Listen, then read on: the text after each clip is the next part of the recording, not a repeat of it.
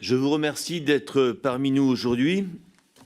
Force est de constater qu'en ces temps troublés, marqués par la guerre en Ukraine et la montée des tensions internationales, le capitalisme porte bel et bien en lui la guerre comme la nuée porte l'orage. Mais il est justement important d'échanger sur nos questions de sécurité, de défense mutuelle et collective. Nous nous rendons compte que le monde est toujours marqué par des luttes de puissance qui engraissent les mécanismes menant à la guerre. J'appartiens à un courant politique qui croit en l'indépendance de notre politique de défense et donc de notre indépendance stratégique.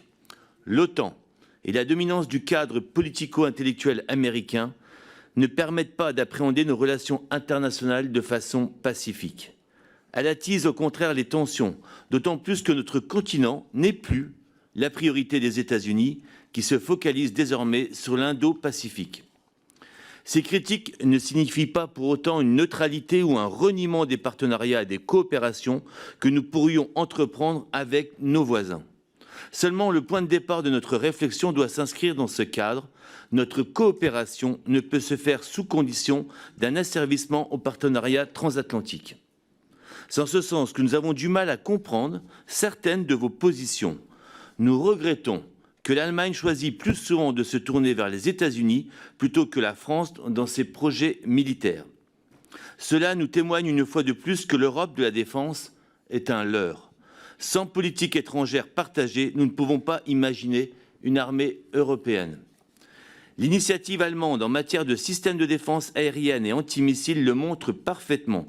Ce projet s'appuie sur l'achat d'équipements non européens et principalement américains.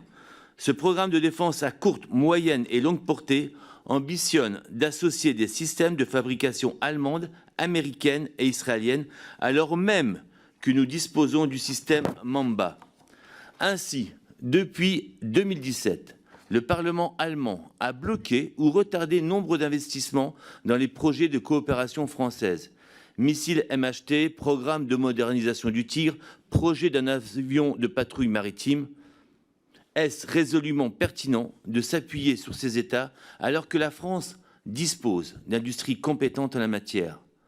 Cela ne fait qu'ajouter des enjeux de concurrence industrielle et technologique qui n'ont pas lieu d'être face à un climat géopolitique inquiétant. Je vous remercie.